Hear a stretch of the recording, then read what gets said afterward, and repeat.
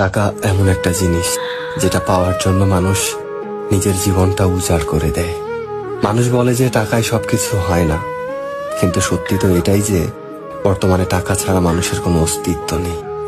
হাসপাতালের অসুস্থ মানুষটা জীবনে বাঁচা মরার সাথে লড়াই করে চলেছে, কিন্তু ডাক্তারের প্রথম কথা হলো যে আগে টাকা জমা করুন, তারপরে চিকিৎসা হবে।